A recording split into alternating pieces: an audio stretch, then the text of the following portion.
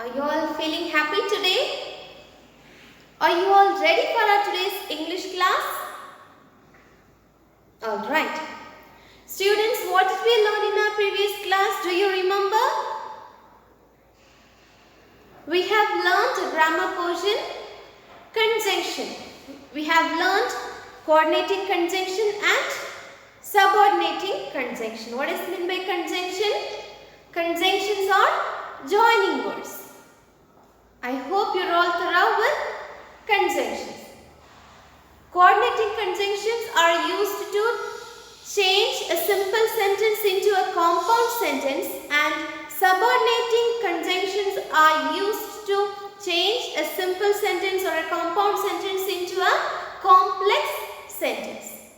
Okay? And these subordinating conjunctions are connecting the main clause with the subordinate clause. Alright, this is what we have learned in our previous class. In this class, I am going to teach you a prose piece, and the title of the prose piece is quite different. Here the writer used a vivid vocabulary. What is meant by vivid vocabulary? Vivid means something strong, bright, and it will create a clear picture in the mind of the reader. Okay. If I say like happy, it's a word. Of course, we can picturize it how it will be. In the same time, if I use another word like ecstatic or joy, so here there is some difference, right? It is very strong. Happiness and joyful. So there is a slight difference between these two words, though it conveys the same meaning. Okay. So vivid means something strong and powerful and is giving a clear picture about a word or a meaning. It gives a clear meaning. Okay. So here the author is he is famous for using vivid vocabularies in all his works. His name is Gerald Durrell. What is his name? His name is Gerald Durrell. He is from Britain. He is a British writer, a naturalist and a conservationist. Who is a naturalist? One who has more concern towards nature. Okay, already we have learned about a lot regarding natural disasters or how our environment is polluted. In the term 1 also we have learned about nature and environment, and in this term also we are learning. And here this person Gerald Durrell has more concern towards nature, and he is one of the pioneers in concerning the endangered species. Okay, so he is a famous naturalist and conservationist. And the title of the lesson here is Menagerie Manor. Menagerie Manor. It sounds quite different, right? But the meaning of these two words is a common thing. Menagerie means zoo. Have you all gone for a zoo? Have you all visited any zoo? Can you name some zoo or wildlife sanctuaries in our country? Corbett National Park is there. Many sanctuaries are there. Can you name a zoo nearby? In Trivandrum we have a zoo, right? The other name of a zoo is menagerie. Okay? And manor. Manor means place. What's the meaning of manor? Manor, place. Menagerie, it's nothing but a zoo. What is a zoo? What's the difference between a zoo and a sanctuary? In a sanctuary, wild animals are inhabited in their own place or in their own habitat. But in a zoo, wild animals are taken to another place and are caged, right? So that is the difference between a sanctuary and a zoo. Sanctuary and zoo is not the same thing. Sanctuary is different from zoo. Alright. So the zoo means wild animals in a cage for exhibition. In sanctuary we cannot find cages. Alright. Okay. So menagerie is nothing but zoo. Zoo means you all should know the difference between a zoo and a sanctuary. Alright. Zoo means wild animals or in a cage for exhibition. They are displayed. Okay. Here menagerie manner is a vivid vocabulary used by the author Gerald Durrell. He wants to picturize, he wants to give a clear picture or clear image for his work. Okay, menagerie manner is nothing but a zoo. Okay, in a particular place there was a zoo. And here the story is all about wildlife species. We can found, and he is more concerned towards endangered species. Already I told you, right? So here we can find a lot many variety of animals as well as birds we have never had. Okay? Are you all excited to go into the story or go into the lesson? What will be there? What kind of birds and animals will be there in this lesson? Are you all ready? Are you all willing to learn? Alright. Okay. So the title of this particular lesson is Menagerie Manner. And menagerie is nothing but zoo and manner means place. Who is the writer? Gerald Durrell. Gerald Durrell is a British naturalist and conservationist. You can browse more about Gerald Durrell and you can get more information about him, and you may get information about endangered species also. Alright. Students, this particular prose, Menagerie Manner, is written in the second person narrative form. Okay? It is written in the second person narrative form. Here, a boy is writing a letter to a person. Let's take him as X. A boy is writing a letter to Mr. X. And this Mr. X is governing. He is owning a menagerie. He has his own zoo. Okay, he is running a menagerie. Okay, here a boy is writing a letter. Boy at the age of 18, he is writing a letter to Mr. X, and this Mr. X is governing.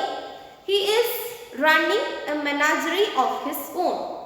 This boy is asking, he is requesting him, will you give me a job in your zoo? So he is asking for a job and he wants to work in the zoo. Who wants to work in the zoo? The boy. So the boy is writing a letter that I am a healthy boy. I have no problem in my body. I am very healthy and I am ready to work in your zoo. Will you allow me to work in your menagerie? This is the request of the boy. He is writing a letter to Mr. X. Okay, we do not know who that person is. And now we are going to learn about the person, Mr. X. Okay, first the boy is telling that there are two things about the zoo. One is visiting the zoo as a visitor. During vacations we used to visit some places, tourist spots. On that basis, people will visit the zoo as a visitor. And on the other hand, there are people who are running their own zoo. So there are two kinds of people we can see in the menagerie, in the zoo. Okay, one set of people will visit a zoo and they will go, they will pay the money and they will go. And some others are governing and they will be there in the zoo. 24/7 they have works in the zoo. Okay. So here the boy is saying there is a difference between these two people. Visitors will come and they will go. And the people who are owning the zoo, they have to take care, they have to work hard from morning till evening and for the whole year. Okay. And one more thing, sometimes during the or during summer vacation, people will visit tourist spots, and on that basis, many people will visit the zoo. So that is the seasonal time. But so during the seasonal time, there is no worries. We can get money, the owner will get money and he can pay the debts. If he had any debts in the bank, he can pay. But on the other hand, during the winter season, nobody will visit the zoo. So how can he repay the money to the bank? It's a question. So this boy is saying the person who is owning the zoo had difficult tasks. They have to solve many problems. One such problem is, during the seasonal time, it's okay, people will come and people will pay the money. The owner will forget about the debts. They will be busy in taking care of the zoo. There is nothing to worry about the debts. They will get money and they can pay.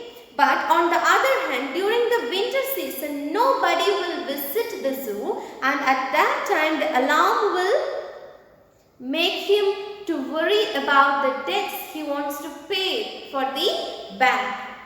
And one more problem is, they have to take care of the animals, right? Sometimes the heater in the reptile cage will get repaired, may not work properly, and sometimes any animals or birds will break their legs. So they have to take care, they have to call the doctor. So there are many problems the owner should face in the zoo. Okay. And they are solving all those problems and they are taking rest. At that time, something will happen. What will happen? He is in the midst of the zoo, in the middle of the zoo. He cannot get a good, comfortable dinner at night. He has to face many challenges, many problems in the zoo. And this person is saying Mr. X will take rest in the night, and all of a sudden, before the dawn, before the sunrise, animals and birds will create their sound. They are trying to wake up the owner. Okay, so the boy is saying Mr. X will sleep in the night, and of course it is not a comfortable sleep, it's not a comfortable rest. But before the dawn, the zoo time was before dawn and it will take till night. Okay. Now, when this Mr. X is sleeping, and in the morning, in the early morning, some birds will come through the window and they will try to wake up Mr. X. Let's see what are the birds and what they are doing. Okay. Now let's see what are the birds which are arranged. Have you all heard about music concert? In the same way, these birds are creating, or they have arranged a music concert to wake up Mr. X. Okay, let's see what are the birds. First is robin. What's the name of the first bird? Robin. This robin is singing a song. Then Toracos. Toracos is also a bird, and this bird is also shouting. Then white-headed gay thrush. Gay thrush is a bird, and this bird is also joined with Toracos and robin. Next is Serimas and magpies. Serimas and magpies are also shouting, they are cracking, they are singing a song. Who are singing? These are all birds. Okay, these birds are they are asking Mr. X to wake up. Next is the geese. You all know geese. Next, diamond dove. Geese, diamond dove, magpies, robin, toracos, white-headed gay thrush. These are the names of birds. These birds are singing songs. They are shouting. They are asking Mr. X to wake up. Next, grey-winged trumpeter. He talked more about grey-winged trumpeter. Grey-winged trumpeter is also a bird, and this bird is called in the lesson as trumpy. Mr. X used to call this bird grey-winged trumpeter as trumpy. Okay, we are calling pup as puppy. Similarly, trumpet, trumpy. And this trumpy looks like a chicken and badly made chicken. He is referring it as a badly made chicken. And it has a silk structure in its neck and it is shining. It looks like a scarf. Okay, usually men will keep a scarf around their neck. In the same way, this bird, trumpy, also has a silk-like structure in its neck.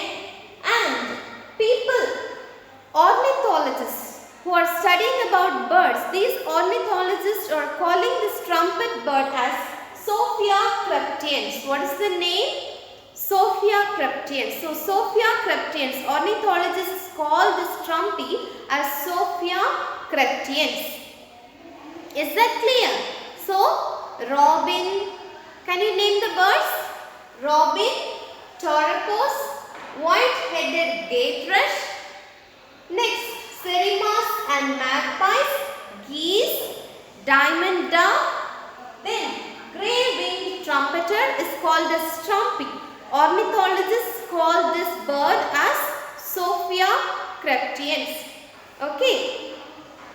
Its feathers, its plumage is quite dark and dull. It looks like he is referring it as a badly made chicken.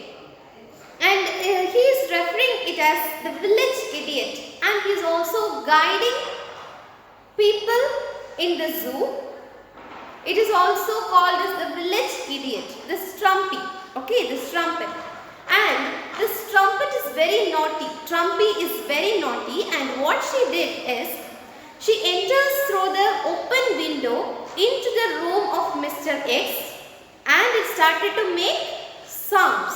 All of a sudden, this Mr. X, he walks up and he is defending. He wants to protect himself. Okay, so he started to attack this bird just in a friendly way. Okay. Now, he has no other options. Anyway, he has to start his day. He has to start his day. Okay. So, finally, this trumpy helped Mr. X to wake up in the morning. Till this, can you understand, students? Menagerie Manor is nothing but a zoo. And it is owned by Mr. X. We don't know his name. It might be Gerald Darrell. Okay, Gerald Darrell is a British naturalist and conservationist. Okay, here a boy is writing a letter that I am so healthy, I want to work in your zoo. He is telling that I am so healthy, so I have no worries, I can do all the works in your zoo. And the owner of the zoo has to face many challenges. He has to face many problems also. Sometimes animals or birds will break their legs. Sometimes the heater in the reptile room or the cage will not work properly and he has to pay the debt in the bank. During the seasonal time, many people will visit or else nobody will visit the zoo. And 24/7 the person has to work hard to run the zoo in a successful way. He can't even sleep because all the birds in the zoo will make sounds and they will try to help Mr. X to wake up because in the night time he feels very tired and he took rest. In the morning, all these creatures are making sounds, especially this trumpy. Okay. Once again, let's revise the name of the birds. Robin, torquos, white-headed gay thrush, serimas, magpie, geese, diamond dove, grey-winged trumpeter. Ornithologists call this trumpy as Sophia crepitans. Did you all understand till this, students?